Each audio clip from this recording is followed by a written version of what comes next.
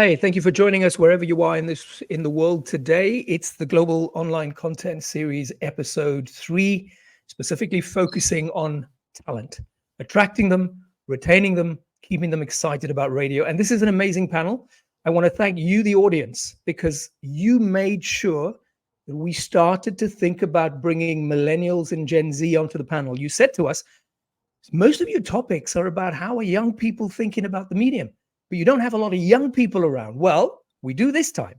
So let me tell you who's on the panel today. And thank you again for joining us. Also, thanks to SoundStack for sponsoring it, for KMG, Krantz Media Group, for helping us put the panel together. That's the executive producer, Gary Krantz. And of course, Brandy for the jingle. But let me introduce the panel. Ricki Sanchez, who's on your screen, as you can see, morning show host from... she's a millennial, by the way. She's on the edge of millennial and Gen Z. She's morning show host at 107.5 The River. Brilliant to have you here, Ricki, because we're hoping you're going to really put us right about all the misconceptions we have about your generation and how you think about radio.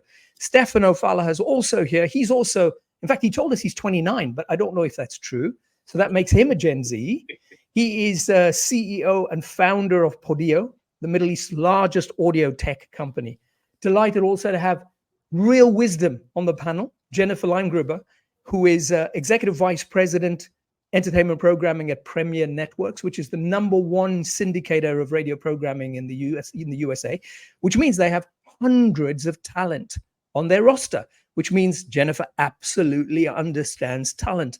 And this is what this panel is about. So lots of wise words coming from you, Jennifer, is what our expectation is and the expectation of the audience. And Ravi Nayar gives us a perspective out of India. And why India is interesting is because of all of us here, it has the youngest audience for radio in the world. You've got the best pyramid, haven't you? I think in the world right now, because the base is made up of all those young people who are the biggest consumers of everything, including media. So Ravi's got to be in touch with how to make sure his programming for Radio Mango, that's an interesting name as well, has to be spot on for bringing in a young audience. Otherwise, you don't have a job tomorrow, Ravi. So yes. Brilliant to have all of you. So you wanted to say something, Ravi? No, it's wonderful because what you said is spot on. In fact, our radio network is just 16 years old. So, that is how young FM radio in south of India is, and maybe about 20 years in India. So that's right. That's young right. Medium with acting medium.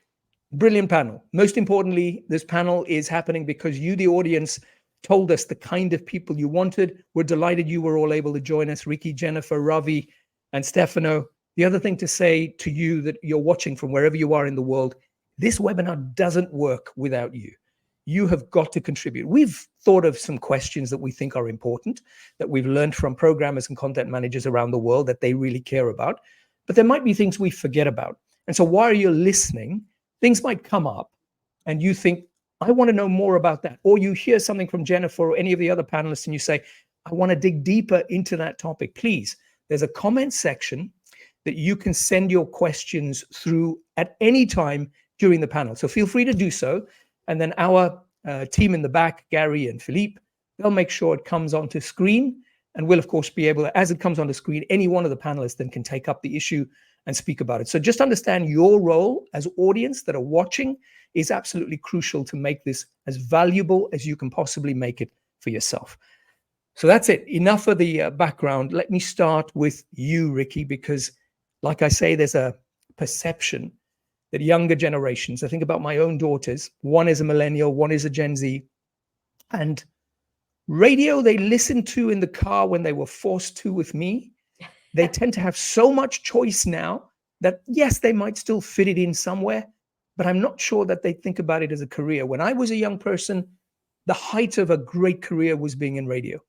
I don't think that it's so for many younger people, but you're a younger person and you chose it. I want to hear that backstory. What brought you to it? What drew you to it? Yeah, so I think what drew me to it and brought me to it is very much like a lot of people in radio. I kind of like fell into it. I was studying communications. I was originally a journalism major, and I'm gonna be honest, I loved journalism, but I was like, this is just a little too boring for me. I don't want to write for a publication. And I was like, what else can I do? And I didn't want TV. I wanted nothing to do with being, famous on TV or anything like that. And I started working for my college radio station because I was a transfer, and I thought, oh, this is a great way for me to make some friends. I made absolutely no friends while doing that, but I did find my career path. I loved it. I enjoyed creating my own vibe and picking my own songs for my playlist and thinking of content to talk about that I thought that my college peers would think was interesting. And, it was a cool idea because they played it in the cafeteria. So it was cool to be like, oh, while my college peers are eating and hanging out, they're listening to the music I'm picking and listening to me talk about things that I think are relevant to them. And like I said, I fell in love with it.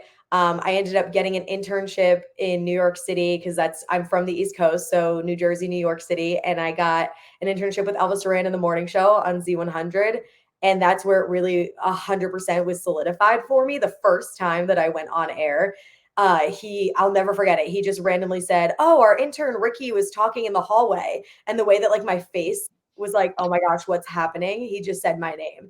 And the other person that worked on the show was like, okay, dummy, get up, like get in the studio, run in there. And I had to run into the studio and we just started talking on air. And that feeling that I got of, oh my God, all these people are listening to me talk about something in my life that I thought was like a funny scenario. And the callers just started coming in with opinions and thoughts. And my whole life changed. And I was like, all right, this is it. Radio is it. I'm in it for the long haul. And now here we are 10 years later, and I am the host of my own morning show in Nashville, Tennessee. And it's been a wild ride. That's brilliant. Congratulations. But Ricki, were you interested in radio before this happened to you? Were you listening to it? Was there a real passion for the medium prior? Because this is what I'm saying. Oh, there was. Okay, so that's a little bit different. Okay. Yeah, I grew up listening to the radio. Okay. I grew up listening to Z100 and listening to Elvis Duran. I grew up listening to the hip hop stations and everything.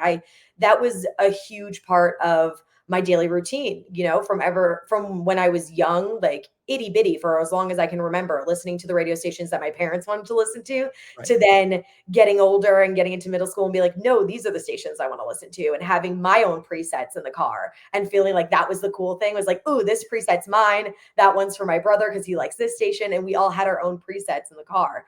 And I loved listening to it. My morning didn't feel right unless I was listening to the radio on my way to school. That was just the way that it was. So the interesting thing, Ricki, is you sound like a Gen Xer. This is my own experience. In fact, even your university thing when the cafeteria, it mirrors what happened to me as a Gen Xer. The only difference is we had strict program managers who decided what the playlist was. So I wish I was at your campus, to be honest. But either way, brilliant story. So that's not the experience a lot of content managers and program managers are telling us about.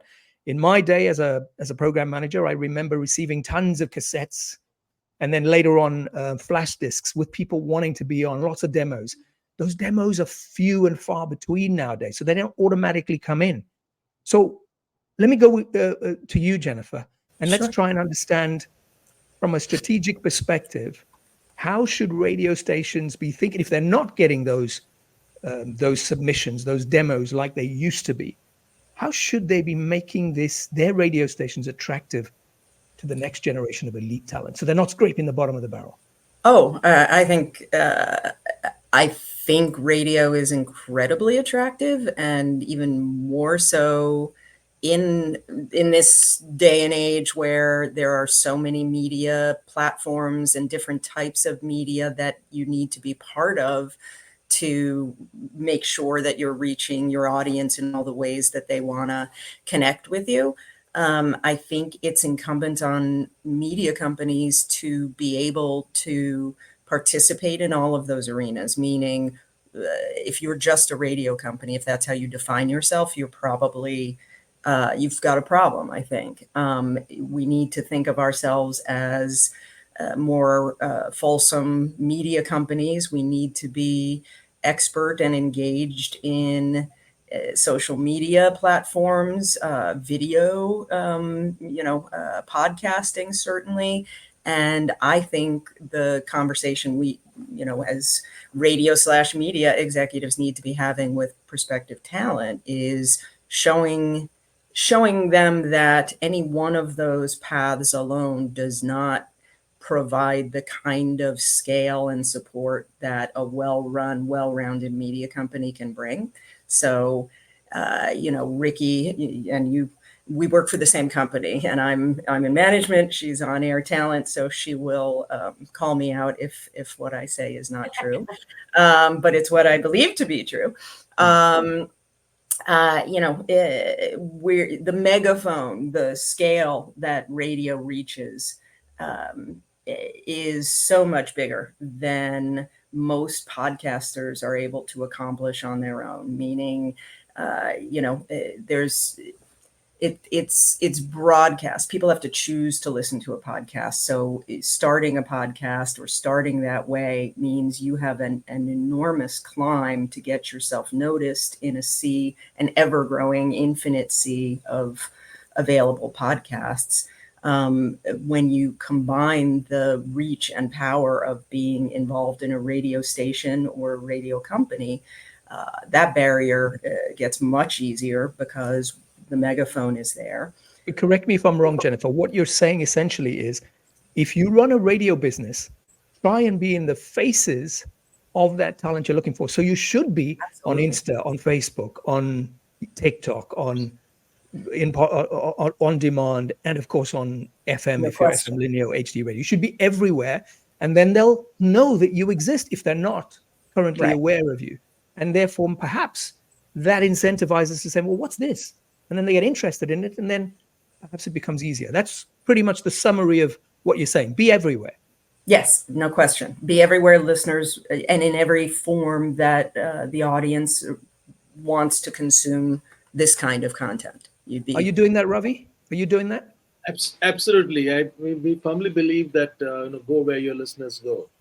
So awareness is a serious problem when Gen Z is concerned, because particularly in India, the smartphones don't have an FM chip in it. You have to be on an app, and again, we have a lot of restrictions in terms of the music that we can play on an app. So the kind of stuff that we play on the FM medium and that what we play on the app are very different. So we want them to listen to the FM radio because that's where we give a better variety of content. And post-COVID, we did some studies in our markets, and we realized that, I hope Ricki will correct me if I'm wrong, that Gen Z in India is very language agnostic. It doesn't matter what the music is in what language. Because I think it was the lockdown when the Korean phenomenon started. K-pop, yes. Squid Games and BTS and Blackpink and all those. Yeah, so suddenly the language didn't matter anymore. And India is a country which has so many different languages. A few 100 kilometers and you have a different language. So it was a big challenge for us. So now we have sort of come up with a mix of 50% we play the local regional language, and then the rest 50% we play other Indian languages, and also we play international music. So I think that has really helped the younger audience to say, okay, yeah, this is not so bad. We thought that it was my father and grandfather's medium, but it's something that I can connect with. I think it's good to note in music formats and the reason younger listeners aren't using our music radio stations isn't about talent. I think that's a unique, I think there is a larger conversation here about audio talent, and particularly with sports and news talk and stuff, where we definitely have talent who are using a different medium than radio to present. But podcasting and most of the digital media doesn't allow talent to interact with music and the artists involved in music in the way that radio does. I think we're unique in that space. And while there are attempts to do that in a streaming environment, and I don't want to criticize anybody else's projects, but I don't think I've seen a streaming audio company, streaming music service, integrate talent, hosts, presenters in a way that scares me at all. I don't think the relationship that someone like Ricki or Elvis Duran or Steve Harvey or, the people I work with, the kind of conversation they have with an audience, especially in that music space, I have not seen happen online, not happen with streaming. So that intimacy and that connection to the music, I'd be curious if other people feel differently, but I don't see that with Amazon or Apple or Spotify or, they have music. Yeah. Which is, people have kind of an alone experience of streaming stations in those environments. But in terms of a shared experience and a curated experience with a radio host or a talent, I don't see that happening. And the sense of community. Yes, absolutely. So I will say that one of the things that I think is so powerful about radio, and one of the reasons that I love being part of radio, is the fact that we have talent. So we have people that are talking about these songs. We have people who are giving their opinions about songs. We have people who are giving their opinions about things that are happening in the world. I'm giving my opinions on new restaurants that are coming to Nashville and trying them out for the first times. Those are the things that you don't get when you're streaming a playlist or you're listening to Apple Music or anything like that. You're getting that when you listen to the radio, and those connections that we can form with the listener are the most important things ever. And I know research, listen, I sat in a lot of research meetings, and I know a lot of people will say research shows that people want to hear music. I can tell you that my experience is vastly different. While the music is definitely important, don't get me wrong, you need to curate the correct music for the demographic that you are going for. The talent, I believe, is just so much more important. And I can show you that from my own experience. So I came to Nashville as a co-host for an older show. It was two older men in their 50s and 60s. No diss here to anybody who's older than me, but in their 50s and 60s on a CHR morning show. So a top 40 morning show where we're playing things like Ariana Grande, and we're playing Teddy Swims and all these new artists that these older men had no connection to whatsoever. And our demographic that we were reaching and trying to find weren't there. They had nothing in common with these men whatsoever. Women 18 to 35 have nothing in common with 50-year-old men. And that is part of the problem that we're having, I can say, at least in the US, is that a lot of the programming that we have are older white men. And that's just not the majority of people who are listening to the specific stations that they're on. So when they switched, when those guys are now no longer there, and now it's Ricki, Zach, and Mano in the morning, me, my co-host Zach, and my co-host Kevin Mano. Kevin Mano is the oldest one on the show. He's 40, and he just turned 40. Our demographic has gone right back to where it's supposed to be. We are reaching, our numbers for women 18 to 35 are insane. Like, we went from being 14th in the market to second in the market in women. And we're hearing that from the people because we have a very heavy content show of listenership, like involvement. So we ask people to call in. We have young kids in high school who, I know this sounds bad, but it makes me very excited, who are listening to us on our app in school. So Ricki, that is brilliant. You're saying exactly the sort of thing all those programmers and content managers are thinking, which is, I need people like Ricki and people in that age group to be in my morning show. But what's happening in some markets is exactly the problem we're trying to solve. And I want to get to Stefano because I don't know why he's sitting so obediently on mute, not saying anything. I don't know whether this is like, because in the Middle East, you just, you keep quiet and you wait until someone says, okay, you can speak now. Stefano, feel free whenever you have an opinion to come in. Don't wait for us. But Ricki's right. They're doing a great job, but in some markets, they're just not getting cream of the crop anymore, or they're struggling to find them. Now, I know you're in a different space. You're audio on demand, right? So you do podcasts and you bring in talent for podcasts. Oh, I think that's why. I don't know where the hootings come from, but maybe that's why you're on mute. Somebody's window's wide open and there are lots of cars going up and down and honking everywhere. But so Stefano, tell us, how do you work with talent? And how do you, and does that talent, if it's Gen Z and millennial, are they excited about being on radio, or they only want to be in the on-demand space? And what are the reasons? Wonderful. I think for me, first of all, I just like to sort of sit back and take all of the different opinions to see where I can top off and add some value. And to start off, Jennifer, I really sort of second what you said when it comes to the fact that one, radio is very hyper-local, and so it connects a lot. It's very difficult for streaming platforms to really go into the medium. One, because of the format of the medium is significantly and fundamentally different, right? One is on demand, the other is broadcast. And Ricki as well, when you said that you connect a lot with audiences, the fact that you're going hyper local, that's something that podcasting can't really do. It's not live. It's not. It doesn't really target the very local audience. And so the way we look at it in our market is it's also very different than what we're seeing in more developed podcasting market, which is like the US and Europe. The Middle East, for instance, is a market that's still relatively new to podcasting, where radio still reaches approximately about 300 million households across the region.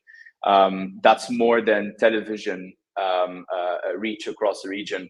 And so radio is still very much present in these regions, Middle East and North Africa. Ravi, what you said when it comes to different languages, I think it also applies to our MENA region. Although it's one language, which is Arabic, you have so many different subdialects, which also go into the very different cultures that go into it. Listeners in Saudi Arabia don't listen to the same content as listeners in the UAE or listeners in Lebanon or Egypt, for instance. And so you also have to cater to that very different demographic that's very much present. Something that podcasting is also sort of able to achieve is also to remove these cultural barriers when it comes to the content. So a creator or a radio host in Saudi Arabia, if they turn their radio show into an on-demand podcast, that they could eventually unlock audiences in other markets because the Arabic language is universal.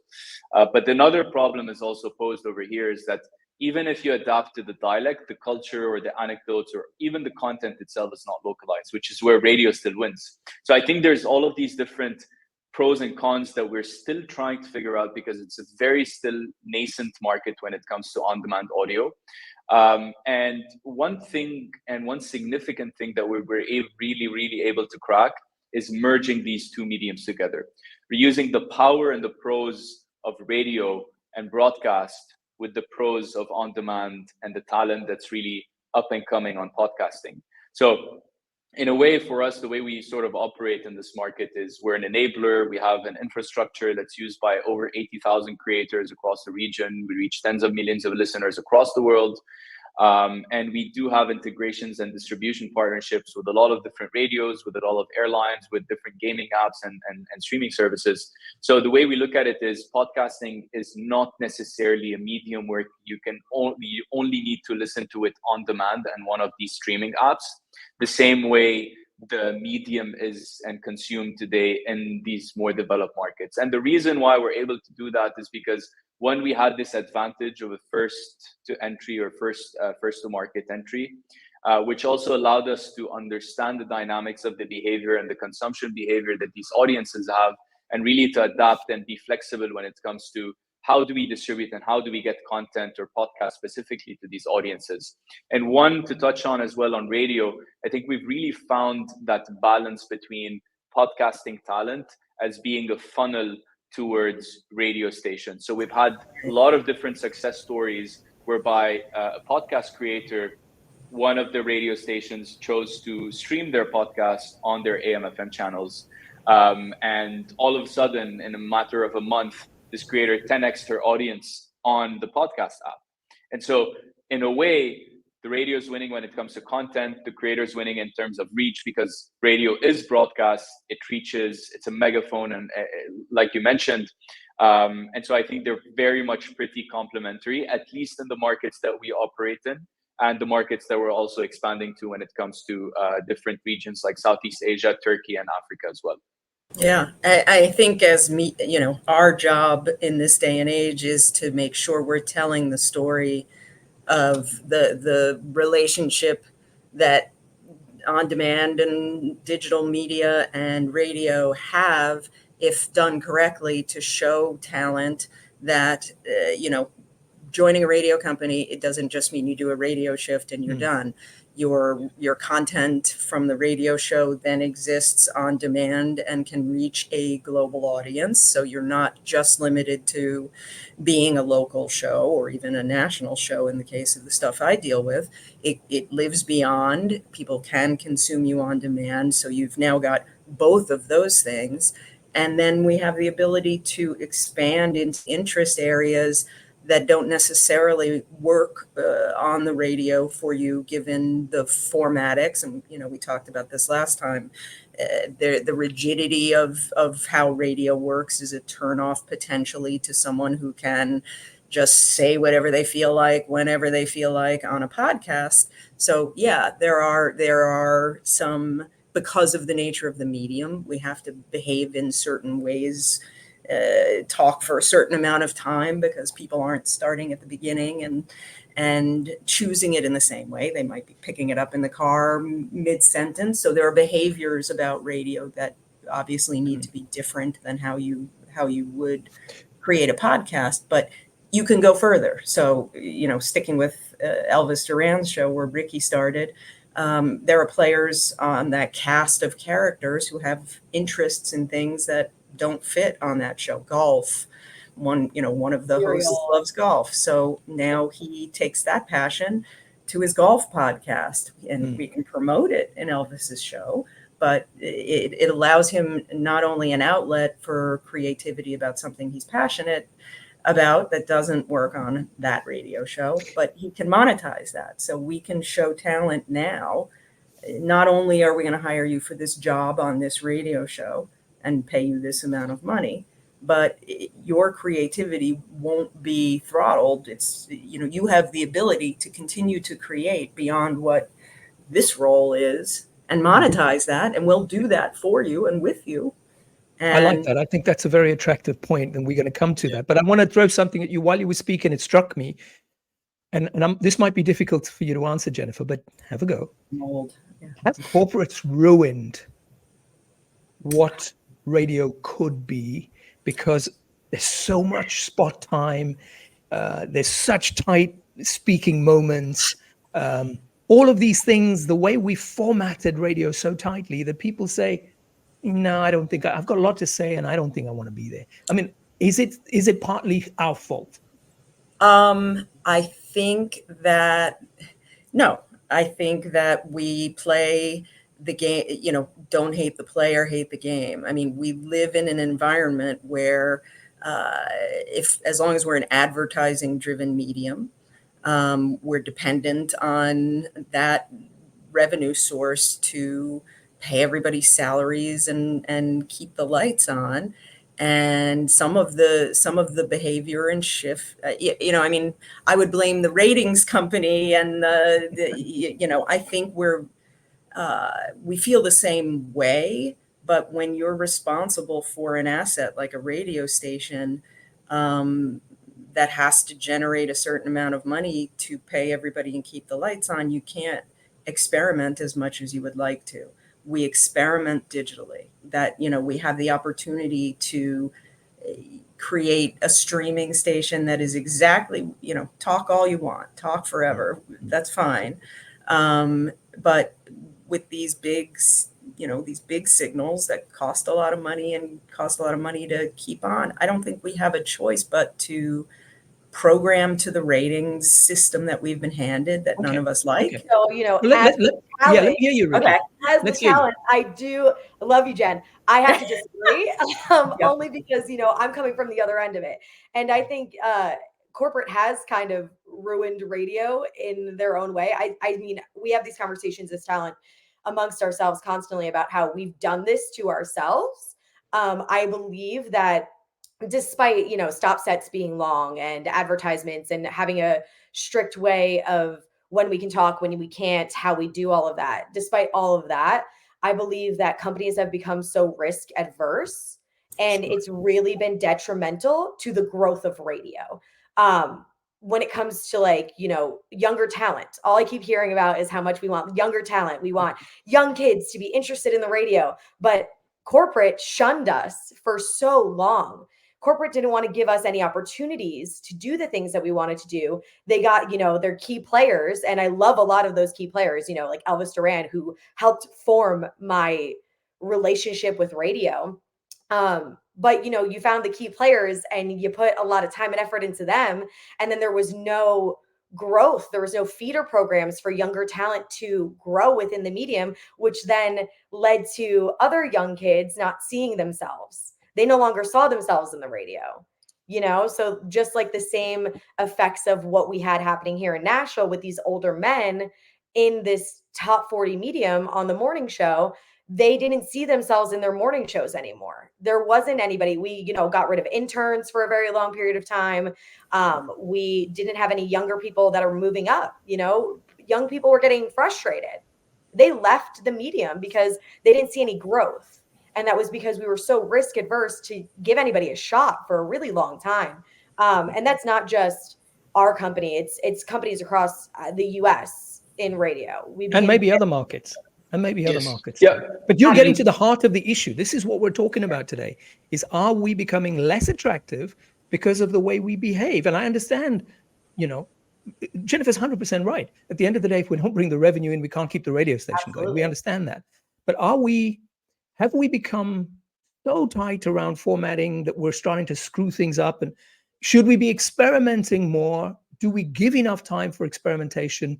Do we use overnights to bleed new talent in, or do we just automate it because it costs us less? I mean, all of those sorts of questions, I think, are what programmers are thinking about all over the world. Ravi, Stefano, please jump in whenever you want to, if you've got something to say about it. To be honest, I think from a strategic perspective, I think as a medium, it's a pretty much decentralized medium, meaning that creators and the way the creator economy is heading.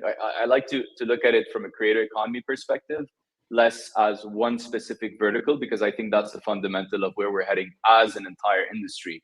I think the creator audio economy is an economy where creators want to be everywhere, and that includes radio. Regardless of the specific policies or legislations or even rules that are put on creators themselves, I think that's also a way for them to actually drive audience to other mediums. Now, the debate over here would be, wouldn't radios be losing their audience if they're driving their the talent's audience towards an on-demand streaming platform? I think that's a matter of, do we want to adapt, or do we want to just stick to our rules and forcefully not go and experiment with multiple other forms of media? And I think the way it is we've seen that at least MENA radio stations are willing to experiment. They're open to the idea of having podcasters get on the radio show, create a specific short format of content, and then drive the longer form of content of that episode towards one of the podcast apps or towards one of the streaming apps, where they can take their time and diving more into specific details, going into deep dive analysis, or even talking about specific topics that they can't talk about on radio. Specifically, that this MENA region is also known for, it's less of a freedom of speech industry. So I think that's the way I see it. It's pretty much creators want to be everywhere, and that includes radio. The question is, it's either the radio adapt towards these different decentralized mediums, or they stick towards their core fundamentals and try not to experiment with other forms of content. Ravi, I'm going to be provocative. Do you strangle your talent? Do you strangle your talent, or do you give them more freedom? And if you give them more freedom and you screw up the station, what happens to you? I lose my job. Okay. Now the thing is that what has been spoken by Ricki and Stefano, as in corporate interference is always there in a radio station, because the business interests are quite different from. Hello, can you hear me?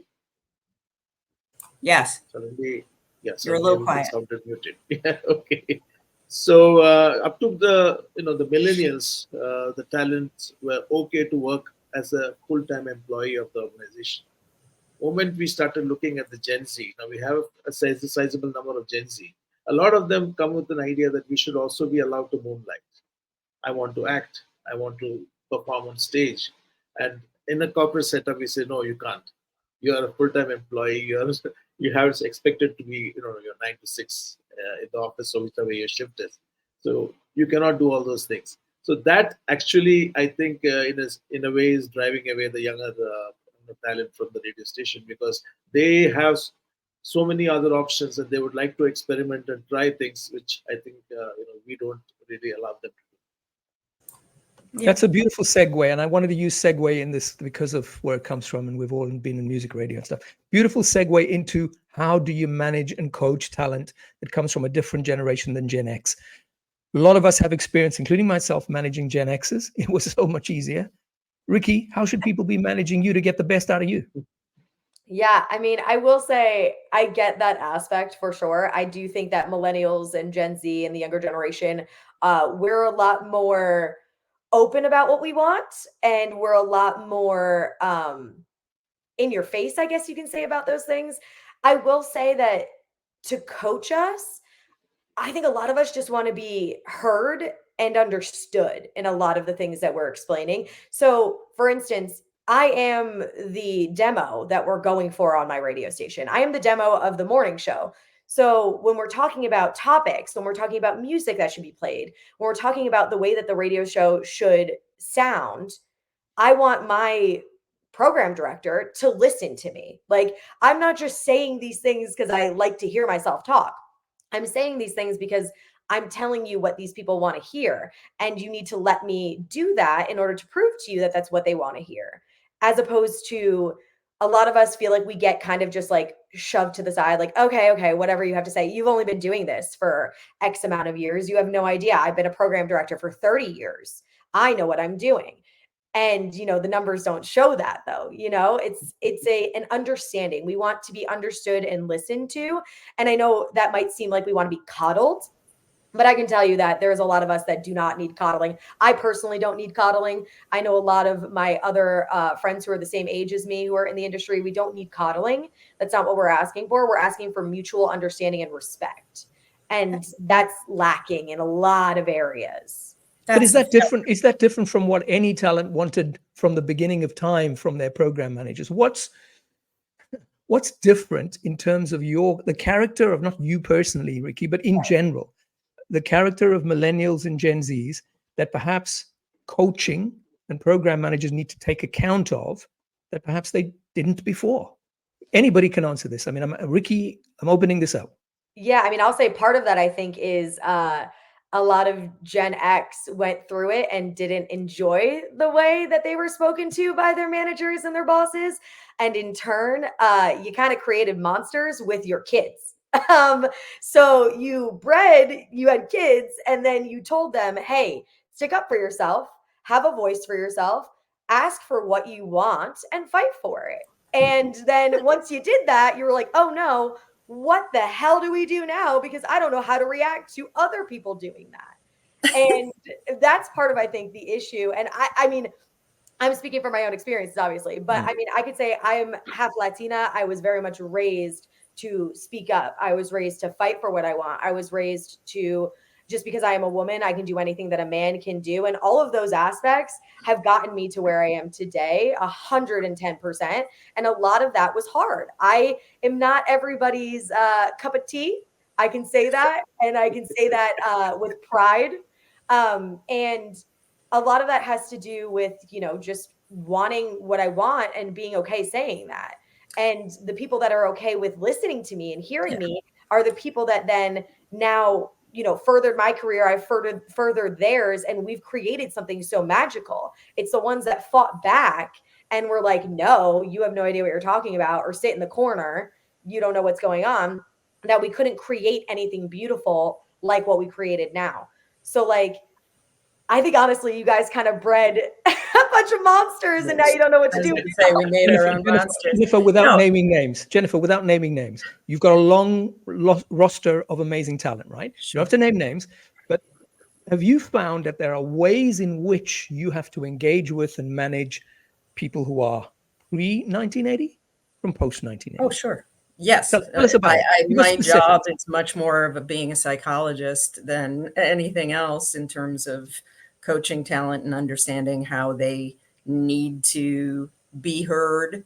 Older talent, I think, are much more focused on the money, and as long as we're generating the revenue they want, then they don't really want to be, meddled with as much. I think the adjustment for someone my age has been the need to understand when someone Ricki's age wants to talk, how to we need to find a common language, or at least making sure that Ricki can be heard, but also hear, and figure out how to vest ourselves collectively, right?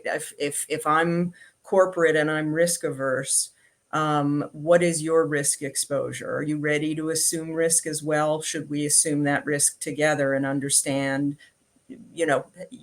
help me get over my risk aversion. What happens if we go from a 10 share to a 2 share?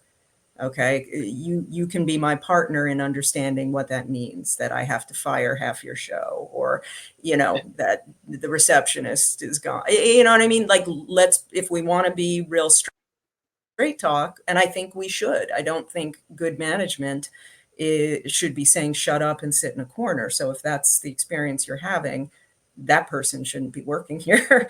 But we don't, I guess what I wonder is, to what extent coaching and hearing are you ready to hear back? Or I'll admit I struggle because I've tried that, and I've tried sharing my burden back to someone who has said, you should let me X, Y, and Z. And I've, in all sincerity, tried to say, all right, well, let's look at this together. Here's what I'm dealing with, and, blah, blah, blah. And my sense, at least with unique cases, is that nobody wants to hear my burden or understand the why I'm doing what I'm doing. They just want me to hear why I shouldn't be doing what I'm doing. Stefano, it looks like you want to come in. So come in. Yeah, to be honest, I think this fundamentally boils down to the management style, and if the management is open to change. I think this is also a problem that we're seeing with, not necessarily only with the radio industry. I think this is a problem that we're seeing with the entire industry in general, corporate industry. It's that if you're not open to change, you're not going to be able to adapt to whatever is next. And adapting, or, taming down egos, I think this is a big one, because at the end of the day, if you've been successful, what got you here won't get you there. I think, to sum it up, this is what we're getting to, because if you're not open to reflecting on what the market wants and communicating properly with your talent and understanding what they need to do in order to get you and the company to the next stage, then I think you're in the bad place. Yeah.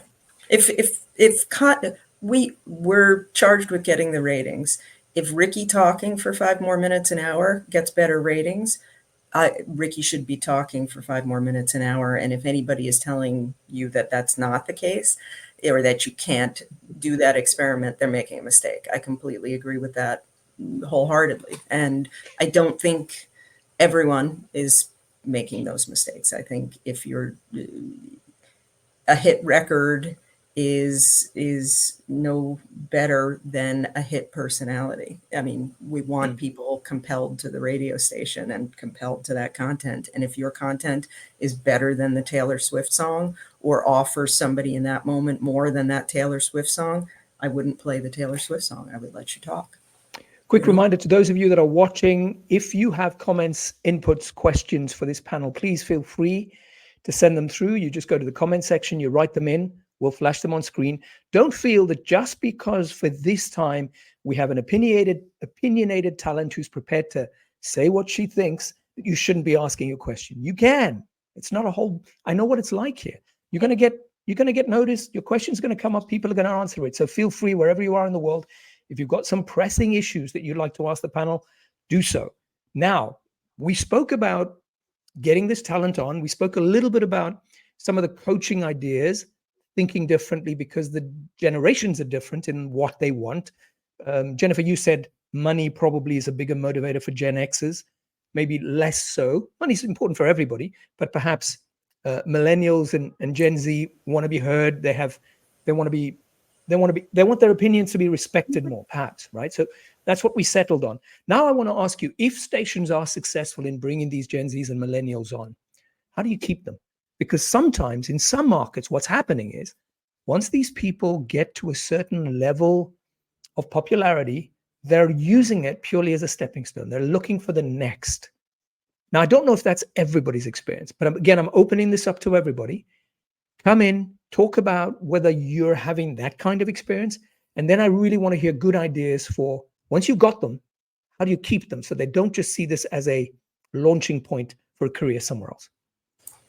I think we see some of that. And I'm thinking of an example, wasn't our talent, but a sports talk show that developed a significant audience on the radio and then went into podcasting and video podcasting. And recently, an aspect of our company tried to get them to come back to radio. And it's not, it's currently easier for them to do what they're doing in the comfort of their home with no restrictions, blah, blah, blah. I think, Jen, I got to ask why. Why did they leave? Was it, can you give it was us a different radio company, and they left because they were monetizing their podcast enough at that point to make it an equal, proposition, or even a greater proposition to work just in the podcasting space.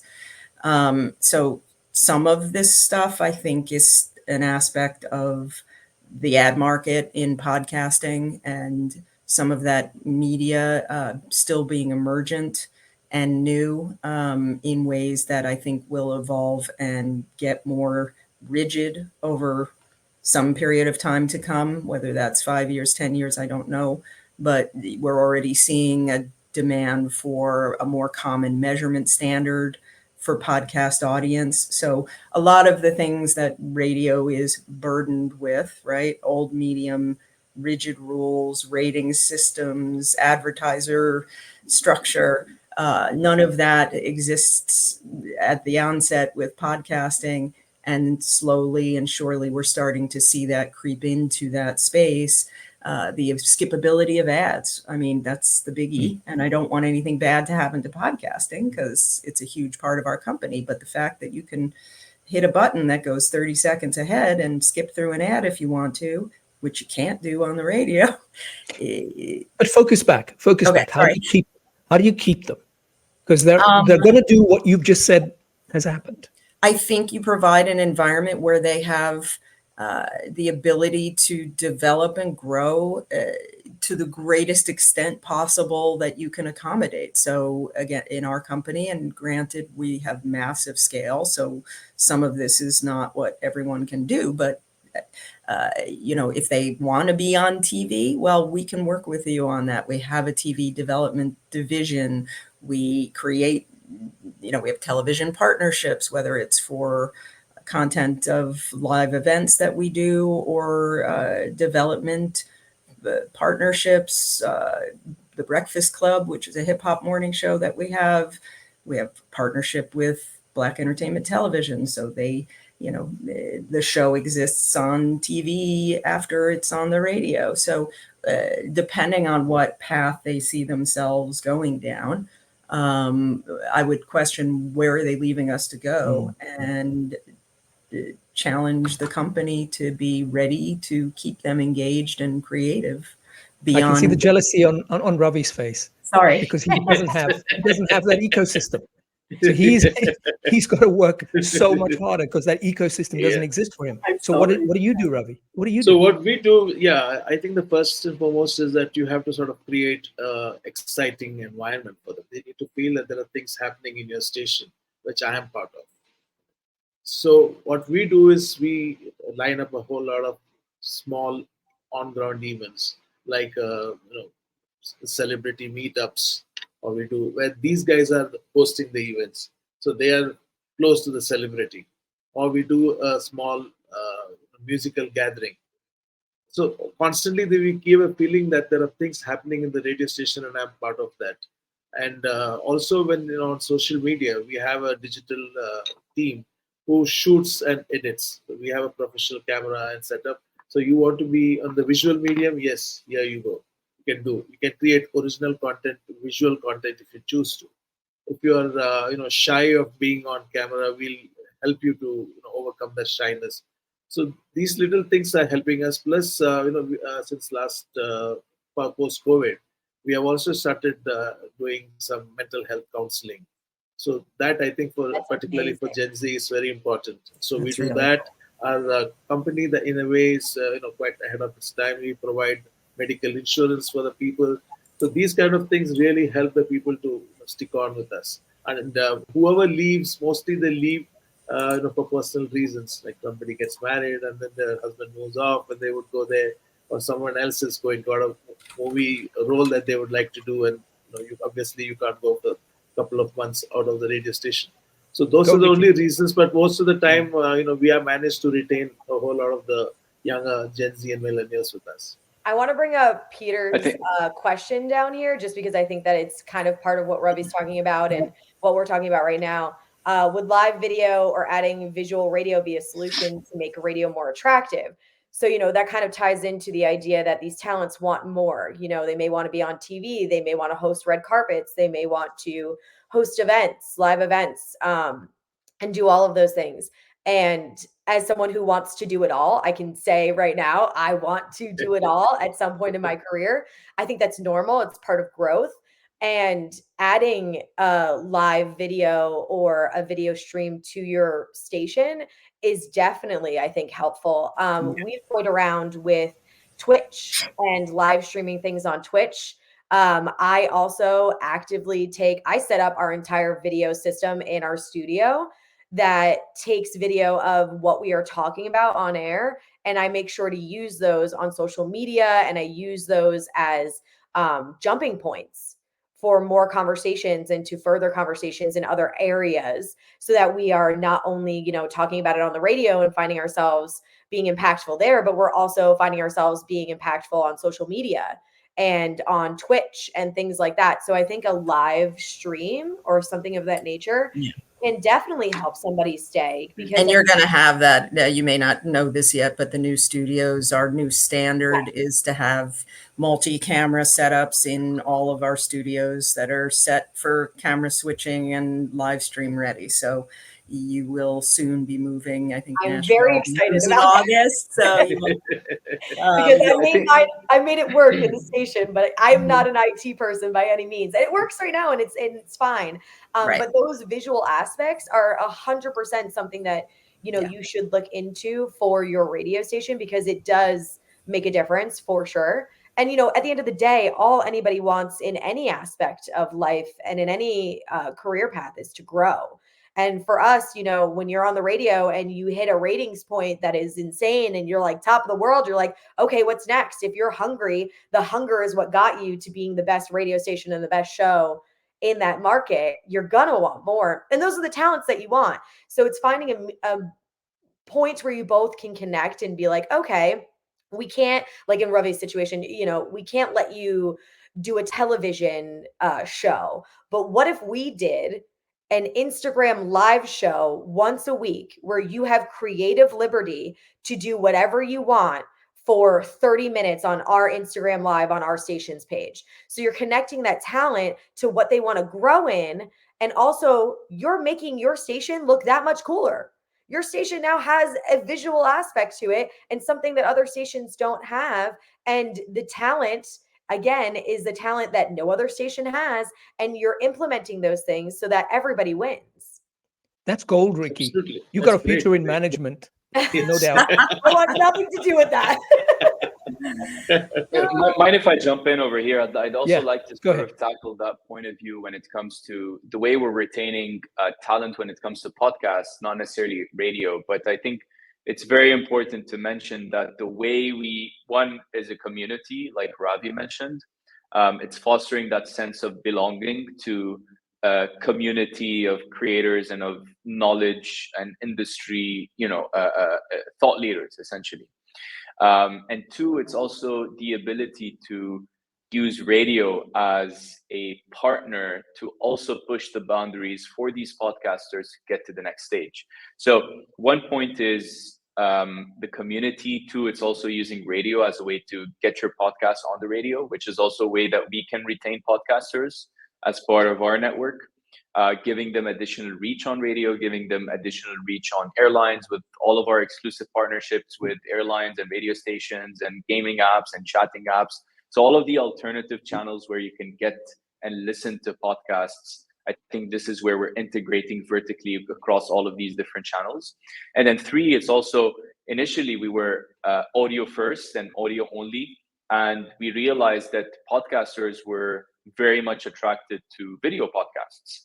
And so we were starting to lose talent because of our inability to support video when it comes to production. And then we realized that this is what really creators and podcasters need. So we integrated video, and then all of the rest of the talent came back to our ecosystem. So I think the three things that worked for us is the community adapting to what the creators really need and what their challenges are. And in that case, in that one specific example, it was video. There's a lot of different examples as well where we adapted and tried to understand properly what the creators want in order to get to the next level and optimize our products and services to be able to cater for that. And then three, it's the ability to get them more reach through radio, through airlines, through gaming apps, and so on and so forth. So there's a couple of really interesting things that happened. Stefano, that was great. Just those insights are fabulous. There were two things. One, there was a flash up. Michael Fisher said, what are three things? If you can flash that question back up. And then Andrew Bowen had a fantastic provocation thereafter. So Michael says, can you tell us the top three things companies can do to attract young talent? What recruitment methods can they use? And then flash up Andrew Bowen, who then said, well, Michael Fisher, the recruitment process is the biggest failure in this industry. So we really want to hear your thoughts on this. Let's start with Ravi, then Stefano, then Jennifer, and then Ricki. Yeah, so basically, I think probably this day and age, everybody would use social media for recruiting. We heavily use social media for recruiting. Another thing that we found that works quite well for us is when we engage people in college campuses. We have, tie up with the college radio, or we tie up with their college festivals. We put up a QR code with our station recruitment that directs them to that. So they see the young, the Gen Z and the millennial RJs, or DJ, what we call RJs, DJs on stage, and they want to be like one of them. They just need to scan that QR code, and you can go and fill in your particulars on the station. And similarly, what we also do is that every single event, we try and see who are the interesting people, and we just go and approach them. Would you like to work in radio? So we even do those cold calls. But the social media, for one, and these QR codes have worked pretty well for us. Also, it helps that we are part of a large media group, and we are into newspaper publishing. We have television channels. We have online network. So we use newspaper as well quite a bit, because even if the Gen Z don't read much newspapers, their parents do. The parents do, and sort of push them that, see, look at this. There is a job for you. So Ravi, you don't think recruitment's a failure? You don't think recruitment's a failure for you? No. We have, in fact, we get inundated with applications, and it's a tough job going through that. Because Andrew, certainly with your point that you think recruitment is a failure, I think you should maybe explain what specifically you mean as I go through our panel here. So feel free to pop in a bit more information about why you think it's a failure, while we then move on to Jennifer, Ricki, and Stefano, just to understand the top three ways to recruit. So let's go to you, Jennifer. Top three ways to recruit. And I'd be curious, where do people see the talent that they wanted? Where do you think you're losing them to? Or, who recruited them better? I'd be really interested to hear back from everybody about that. But I think right on with college radio. You know, that's a common thread, apparently generationally as well, but that's how I got into radio also. And we've been, you know, encouraged to be on campuses, go to career days, go to our own colleges and speak about what we do. It was a goofy point of pride for me to get my college station onto the iHeartRadio app, and getting to walk in there and offer them this streaming platform was a great moment for me. Silly one, maybe, but great. I think we use our live events and social media to market to the world, but certainly potential talent, that we're having a good time. Ricki's having a good time. You know, every time Ricki is on a video or showing photos of being with, you know, Taylor Swift, or at an event or out at a thing, I see that as marketing what we do here and why it's fun to work here. And then listening to podcasts and networking with the kind of people you want to attract. So if Ricki is the future and Ricki is someone we believe in, which she is, who does Ricki know? Who does Ricki think should be on the radio? And, you know, I sometimes look at some key talent. I'll go into their social media and check out who they follow to get a sense of who they're looking at and who they're engaging with, just to kind of hunt. But the ability to listen to podcasters all the time is great. I like that bit about asking Ricki to say, who does she think? That's I've never heard before, so it's pretty cool. But I want to do a follow-up, Jennifer. So of those that you mentioned, where do you get the biggest volume reaction or response, and where do you get the best quality response of the three that you mentioned? Quality, I would say probably from hunting on our own through podcasting and other media, because you're self-curating, so you're not going to engage something that you think sounds crappy. You know, I don't know that we get tons of unsolicited audio that turn out to be the next greatest best thing. I should have mentioned internships too, and Ricki mentioned that as well. You know, street teamers and people like that, but some. And who listens to all of it? Do you have a dedicated team? Nobody listens to all of it. Nobody listens to all of it. We do have, I mean, we're blessed to have some talent coaches, and some of you may work with Dennis Clark, who does a lot of international markets as well. But, you know, Dennis is, his full-time role with us is as a talent coach. And he, in part, is tasked with teaching the coaches how to coach, not just directly coaching the talent, but now I forgot what I was saying or why I mentioned Dennis, but but you should all know about Dennis Clark. What was okay. No, it's all right. I was just asking where was the highest volume and where's the best quality. But let's go to Ricki. Yeah. And, you know, and you can come back to us. Yeah.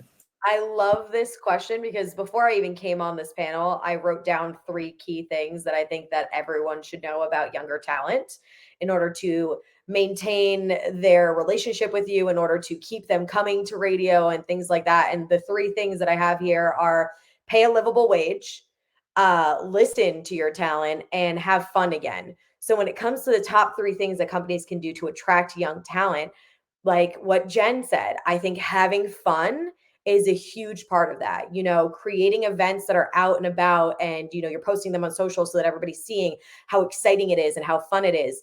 I am very lucky that we, even though we are a very small team here in Nashville of like maybe 5 people that put on this event every year, but we do this thing called River on the Rooftop, where we have artists come and we do a 3-piece concert series in the summer for free for our community of the greatest talent that we can possibly get. And I will never forget that the one time that we had done it, I had a friend there who brought her kids, and I was talking to her and she said to me, my daughter just said, I want to be like Ricki. I want to do what Ricki does, because she saw me having fun on stage. She saw me excited to be there. She saw me glowing because I got to, talk to our community and our audience and also put on such a cool event. It's something that nobody really gets to do. And so having fun and showing how fun radio can be and reminding ourselves to have fun while we're doing it is going to be a huge indicator for other people to want to do it. I mean, that's part of the reason why I got into it, is because it looked like it was fun and I was having fun doing it. I was having fun at my college radio station. I was having fun at my internship, and I was like, this is what I want to do forever. I want to have fun and I want to engage with people and have that connection with people. And that goes to number 2, which is I genuinely wholeheartedly believe in internships. I believe that is how I made the connections that I needed to make to get to where I needed to. That's how I learned everything that I learned on becoming a great talent. A lot of that kickstarts at an internship, that's where it all starts. So, finding interns and the pick of the litter in order to grow them and have a feeder program for the next generation of talent is going to be a huge way to recruit better talent, not only just talent, but better talent. This is what these people want to do. I went into my internship knowing I wanted to be on the radio. It was just that then I was there and it just solidified it. 100%, this is what I want. I would say those 2 top things. And then, you can go to college campuses and you can do job fairs and stuff like that. I personally, not my favorite thing. And this could be different, obviously, wherever you are. I know that college kids here, they don't really care about career fairs. So word of mouth is going to be your best bet as well, and that goes back to having fun. So when you're having fun and you have these talent that are enjoying themselves, having fun, if you are going to do a college campus kind of work fair, have your talent that are young and engaged and having fun and enjoying it go to talk to these kids. We're also like broadcasting from campuses. I mean, the Breakfast Club was just down in Atlanta. One of our historically Black, HBCUs doing their show live. I think it was Clark University that morning in front of a bunch of college students. So it's career fairs. Yeah, I wouldn't go to a career fair. But again, being there and having fun and showing, bringing one of our biggest high profile morning shows to a college campus. That's how you show people radio is cool. I think that's a great idea. And if people can do more of that, I love that idea. Like a live show from whatever campus it is. I mean, what better way to showcase the enjoyment, the fun, the excitement, and the fact that there are people like them that are doing it. I want to, Andrew and Michael brought this issue up. I don't know if they're satisfied with what they've heard so far. If they haven't, tell us, because that's what we're here for. But hopefully your questions have been answered. If there's anybody in the panel that has something burning to say that they haven't said, please say it. I just wanted to react to the talent search. I mean, that's great. If we're being asked if having a contest like a radio star talent search, and I hate to be, and tried, that didn't work, which was my answer. But what I wanted to say, I think, is radio talent don't necessarily exist in the form that you were going to use them. People who are interesting and dynamic and have something to say and have a point of view, and those people exist at the grocery store and everywhere you go. And it's our job, I think, to identify those qualities in a person and turn them into a radio personality, bring them in and say, have you ever thought about this? I love talking to you. I think you would be really good at this. Let's, so I don't think we should be out necessarily looking for radio hosts. I think that's a mistake. We should be looking for people with something to offer. Interesting people. Yeah. I think which is from our end, this is what we really do, right?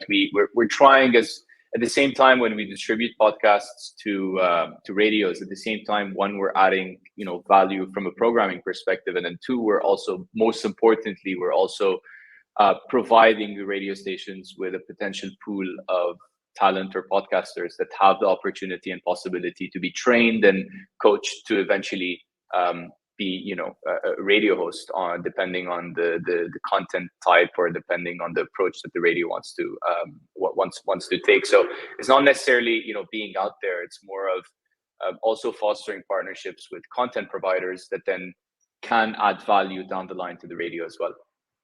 So Michael Fisher, I know it hasn't been flashed on screen, said your local bartender could be that person. Well, quick anecdote. I actually did bring one on when I was running radio back in South Africa, and he just didn't want it. He was such a fascinating storyteller, and I discovered him at the bar. Phenomenal. Just had the most interesting stories. And I said, come on, you got to get on here because these stories are just amazing. Didn't want it. Yeah. So it happens sometimes. But it sounds very romantic, but I really do think, Jennifer, that more of that needs to happen. More listening out in the real world because they're out there and they're not necessarily looking to be famous. The ones who are looking to be famous might not be the most interesting. Exactly. Anyway, this has been amazing. Thank you so much for this panel. I think those who've watched it have learned a lot. You guys are an incredibly wise bunch. Even at the millennial and Gen Z age, there's so much that you have to offer. And like I've said, Ricki, there's no doubt there's a career in management because you've got some phenomenal ideas. But like you say, quite rightly, no, I'm going to stick to what I want to do, which is behind the mic. And I wish I'd done that in my life because I miss that terribly. Getting a chance to do it a little bit now. But thank you for being here today, Stefano, Ricki, Ravi, Jennifer. This was incredible. And Soundstack, I'm sure, are thrilled as a sponsor of this particular webinar to have seen such an incredible amount of content come out that's really useful for program and content managers around the world. I want to thank Gary Krantz as well for helping us put this together. He's the executive producer, helps put this particular panel together. And we had an amazing time. I hope you did too. And most importantly, I hope that the people watching have benefited enormously from this. And most importantly, Ricki, I'm just thrilled that you haven't had the tornado that you warned us about. There was always jeopardy. I didn't tell everybody. There was jeopardy here because she could have stopped at any time if the tornado was coming, but it didn't. Ricki? Yeah, no, I'm so happy that this all worked out. I'm so happy to be here and to be able to talk with all of you. And hopefully, like Omar said, hopefully some of this helps you. And if anybody ever has questions or anything, reach out to me. I'm all over social media. Find me. I'm always willing to talk to people about radio. It's truly one of my favorite things to talk about. So anytime you want to reach out and have any questions, I'm always available. That's brilliant. Thank you, everybody. Have a lovely rest of the day wherever you are in the world. We really appreciate you joining us here at the RedTech Global Online Content Series. The next series will be coming up October, November, and December. We're taking a break for the summer because we've got a whole lot of other work to do, including the RedTech Summit. But thank you for joining us. Have a wonderful day. Thank you, Omar. Thanks, everyone. Thank you, everyone.